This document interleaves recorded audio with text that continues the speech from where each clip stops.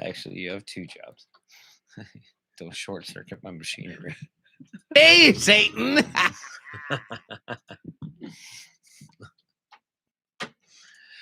Hey, everybody, welcome back to Nothing Yet Live. I'm the Jay.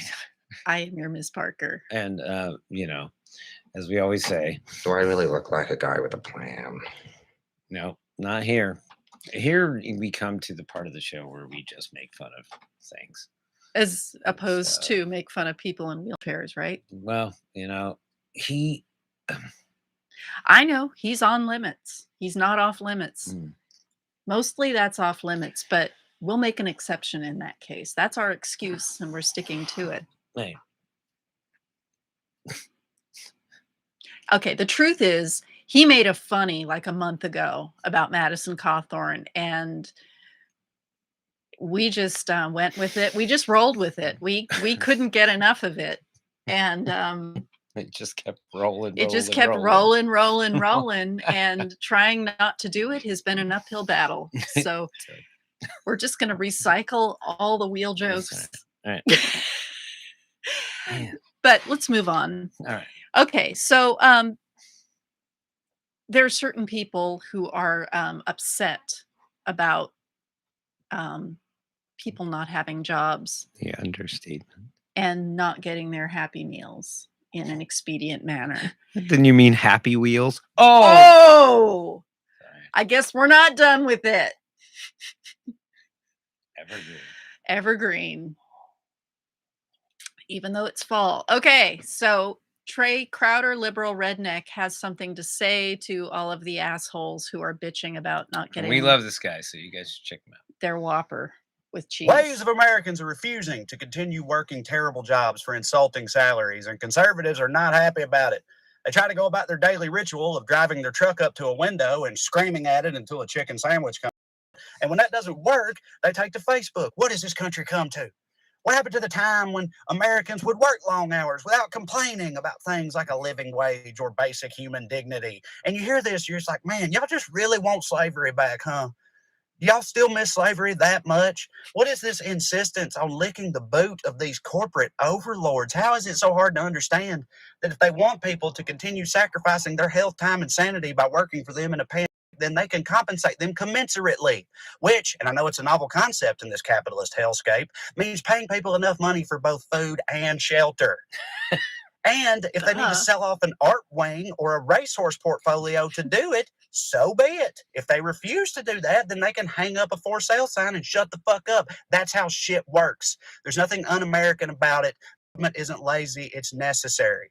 And I think it's funny that it's happening at the same time as thousands of conservatives are leaving their jobs because of their inalienable right to cough the plague on your grandma. That's right. Apparently, if you leave your job because you're tired of being a faceless cog in an inherently disrespectful machine that refuses to acknowledge your worth as a human being, that makes you lazy and entitled.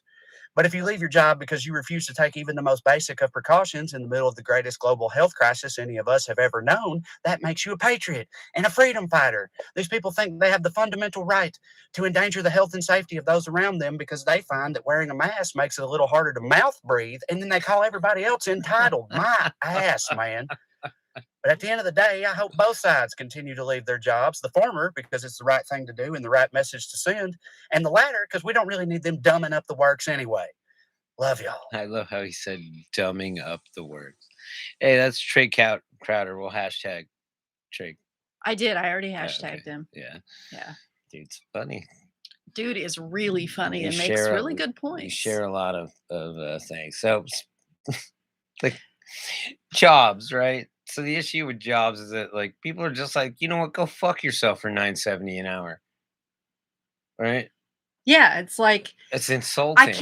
I can't take that amount of money because I need to find the time to find a job that actually pays me a living wage, and I can't do that when I'm working ungodly hours for your cheap ass. So either cough up the money or bye. Yeah, I got lucky. I'm a highly skilled tile setter, woodworker. I got lucky. My father taught me. I got lucky. I had access. My father was like, "You want to learn how to set tile?" I was like, "Fuck yeah!" So I learned how to set tile when I was like 15. So I came out of the gates running. Also, super handsome and very charming. Bartender and waiter came in handy too during the lean seasons of construction, right? So I had backup, shit like that. Learned how to do that. You also have feet that you could stand on for a while. See, I've got tiny feet and a big body. So the whole waiting tables thing never really worked out too well. Yeah. Though I did do retail, and I did some kind of light waitering. You should see what roofing does to your feet. All right. So when you think Especially of Colonial, fall. All right, you ready to go with this? Yes. Okay. So we're gonna read some funny shit. Like we're switching gears here. 14th century, or I'm sorry, 14 colonial era slang terms to work into a modern conversation, because we already did this one, right? So here, all right. We can just skip all this. Yeah, so let's just go into the words. All right. Look, so ask me the question. How are you doing? I'm Kedge. Kedge. So you got to say it like you mean it. How are you doing? Kedge. All right. That means doing well. I'm Kedge too. Okay, you Kedge. We Kedge. Catch up in this piece. I'm Kedge too. Go ahead. Read. Except I'm not, because there's a bitch sleeping in my bed. Go ahead, read this the way they did it. In the way in this. Okay. Go ahead, read that. And you lived in a country town in colonial era New England, and someone asked you how you're doing. You might have replied, "I'm pretty Kedge." It's a bizarre but wonderful term that essentially means this is badly edited or not edited, essentially means being in good health, but it also kind of sounds like something a teen in an 80s movie would say. That's true. That is. All right. Okay. Cat's paw sounds like cat fishing. You made a cat's paw out of me, you bitch. All right, exactly. This colorful expression came from a fable, The Monkey and the Cat, where the monkey persuades the cat to pull chestnuts out of a fire, promising the cat its share. Spoiler alert, the cat doesn't get any. So to be used for someone else's gain is to be made a cat's paw out of, which would be the equivalent of catfishing. Right. Right. I like this one. Read it, British. This is a thing I got slapped for as a child. I was being chuffy, except they didn't use the word chuffy. They called me a smart aleck. It meant being surly or impolite. And when chicks around me are like that, I slap them around. I get chuffy with them. No, you're not getting chuffy. You're getting rapey. Oh, okay. I don't know. I don't know how this works. This is stupid. I can't believe I came up with this. No, this is good. This is the thing, by the way, you guys. I don't really, I find this stuff and then I don't, like, we didn't look at this. No, we didn't rehearse this at all. This is, this is all off the cuff. Okay. So the next word. Wait, I want to hear your definitions of it. I'll use it in a sentence first. Wait, no, just say the word and then find out what they think of. Scranch. Give them a second. What it meant. Go ahead. To crack something between your teeth. Though this apparently vulgar term sounds like it was named after what it sounds like to crack something with your teeth. It supposedly comes from the Dutch word skansen. Hope I got that right. Don't know how you say that. I said a Dutch word in a mid-Atlantic accent. If it's pronounced the German way, it's Schranzen. Schranzen. Is that better? I suppose. I don't know. I'm having so much fun with this. If EP Anna were here, she could tell us. Of course. She'd probably say, "Oh no, it's pronounced ellipsis." Can't you see? It's Flemish. It's pronounced ellipsis. All right, you guys. What does gut foundered mean? This seems easy. It sounds almost like you're grief stricken and shocked. After finding the men at sea, they were gut foundered. What it meant. Gut foundered could easily become a new hyperbole for us pampered moderns to employ, like starving. So it just means very hungry. Yeah. That's what I'm gonna say from now on when I'm hungry. You know what? I met somebody the other day and he was gut foundered.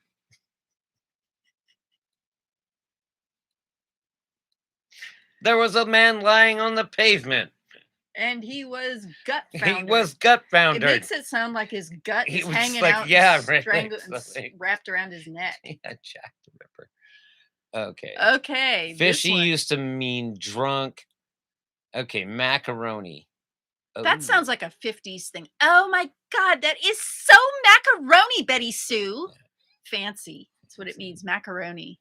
All right, Twisticle sounds like a band. Also, it sounds like what happens to your nuts if you get them twisted. Dude, I got a Twisticle. Maybe it's like something that happens to you on a skateboard. Well, it could fit the Get your nuts twisted. Twisticle. All right, go ahead. It means unfair or immoral. This word, according to 1848's Dictionary of Americanisms, check out J-isms. They're better. Was primarily used in New England. Feels like it could just as easily have been invented today. Slip it into a conversation next time. See, I always miss the small ones. Finish it in British. Slip it into conversation in the next time you experience something unjust. That's a weird sentence. Okay, somebody didn't edit this very well or doesn't actually speak the language they're writing in. Okay, number 9, savvy, S-A-V-V-Y, savvy or sabby, as opposed to stabby. I'm pretty savvy. Yeah, this one, savvy's not a new one. It just means to know or understand. Yeah, everybody knows that. Adam's ale. Oh, that's water. Okay. Shaver. Wait. Okay. Okay. I'm gonna let you take this one. Here's where shit goes south. By south, I mean taking a razor. A shaver is a young or adolescent boy. To call a boy a shaver was to imply that they were young enough that they had just started shaving, which is fitting, if a little condescending, like they're not embarrassed enough already. Doesn't sound condescending to me. It sounds like shaver me timbers. Jollification. Okay. Okay, I do that on the daily. Yeah, he has to make time for it. Well, it's when I eat Jolly Ranchers and I get satisfaction. I have not seen a single Jolly Rancher around here. Must be because you've eaten them all. Yes. Okay. I mean, not even the pink, anemic looking ones that you usually relegate to the I rest already of ate us. all the diarrhea gummies. So I know you did. Jesus, you had your own little diarrhea challenge and you didn't film it. Didn't work. Feel ripped off. No. Okay. Jollification means celebration or merrymaking. Yeah, that's obvious. Okay. That's boring. That's boring. Go to another one. Okay. Yep. Simon Pierre. Done. Oh, wait. What's this? No. Circumcision Bendy, yes? No, go back up. Go back up to number 13. Wait. Oh, okay. We got to read this one. Number 13. Simon Pure. The real deal. Tainted. A delightful phrase that rolls off the tongue and could be dropped into many modern sentences. And when someone asks you, who the heck is Simon? Tell them that Simon Pure was a Quaker character who has to prove he's the real Simon Pure in a 1718 play by Susanna Centreville called A Bold Stroke for a Wife. Oh, yeah. Hey, look, the shit that we find. Circumbendibus. That seems really phallic and bad. It seems like you bent your circumcised penis. It sounds like Peyronie's disease. Circumbendibus. Circumbendibus. That's just okay. Roll that into a fucking sentence. It's just a roundabout. Oh, okay. It's just roundabout. Of all the ways to describe something unnecessarily roundabout, like someone telling a rambling story or taking a weird road when driving somewhere, this word, which dates to 1681, might be the most delightful. Sounds pretty boring to me. Yep. I like this one. Shaver. Yeah, I figured. And Adams and Twisticle. Twisticles. Yes. He's a twisticle shaver. I'm gonna twist. Kedge. I'm Kedge. I'm Kedge. I'm Kedge. All right. We're going to come back in a minute. I'm Kedge and Are Savvy. we just going to go on with Meteor Lady? No, we got a Trump story. Do you want to just roll on through this? Let's roll on through it. Go ahead. Fuck. Hey, guys. Hey, this is the time where you can stop the tape and come back to it if you like. Yes. All right. We're here. Okay. Speaking of tape. Oh, yeah. Trump. And it's not red tape. It's yellow tape. Or it's yellow on tape. Like caution tape. Okay. Trump assures GOP donors he doesn't enjoy being peed upon. Wow, he assured them that. Well, I guess that must make them feel much better now. I guess and that's, there's no story. That's it's the whole just fucking a headline. Story. I guess that's it. Oh. Hey, seems great to me. Okay, I'll just read the subheadline. What? The subheadline. Scroll up. Oh. The former president decided a National Republican Senatorial Committee retreat. See what happens? Yeah. Was the right time to set the record straight on the beepy tape, which no one else has thought about in years. Apparently, he's been thinking about it. Oh, God. Of course, he thinks about it every day. It's like, where are my Russian whores? Look, y'all. What is Trump's home filled with?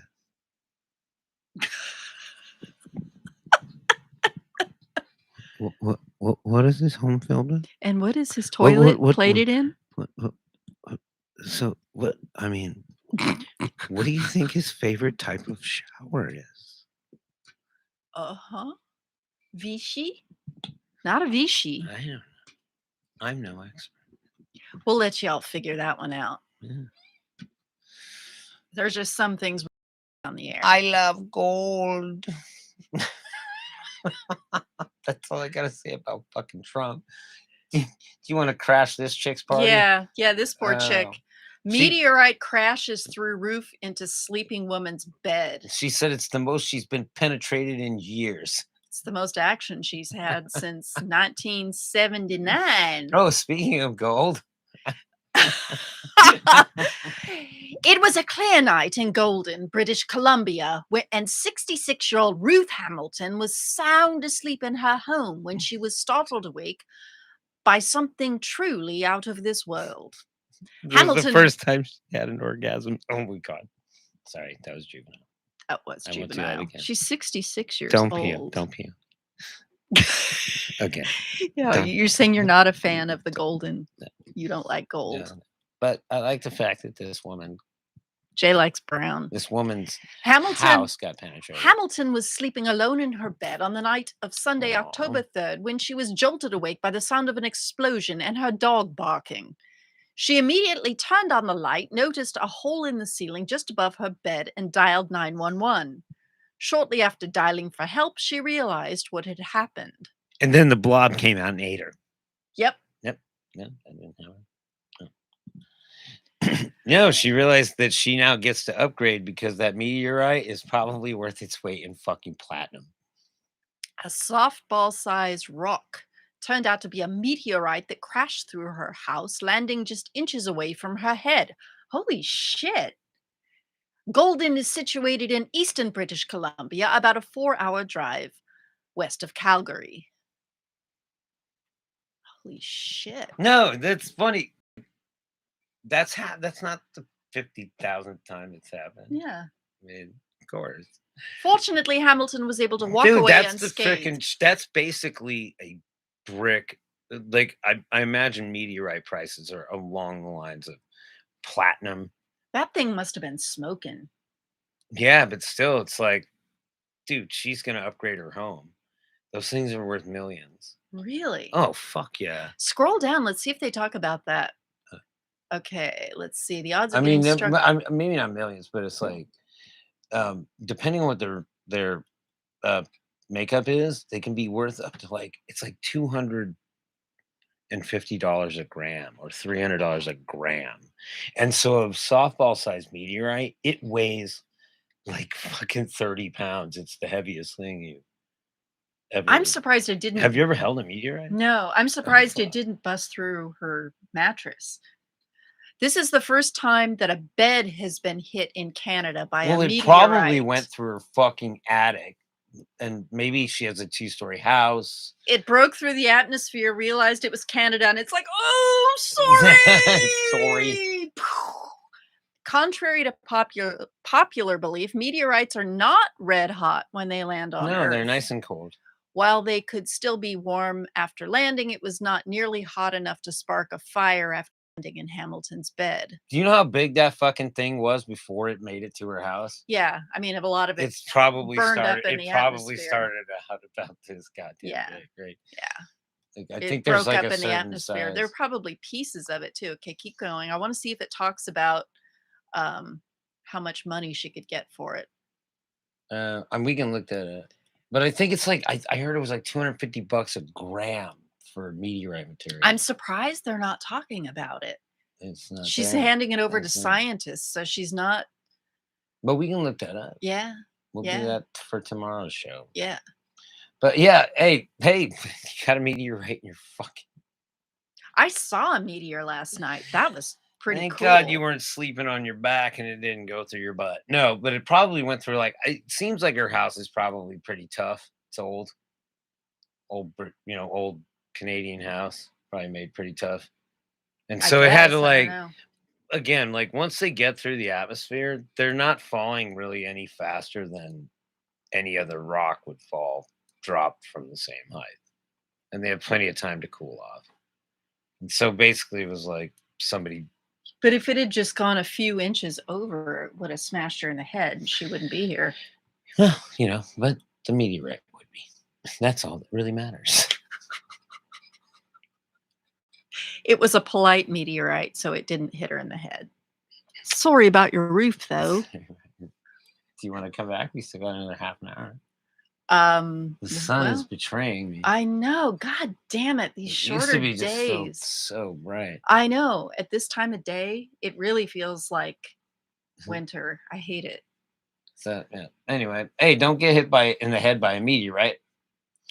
But yeah, the last time I heard it was like $250 a gram. Let's look that up. Study. We will look that up and we'll come back in a little bit. This is Nothing Out Loud.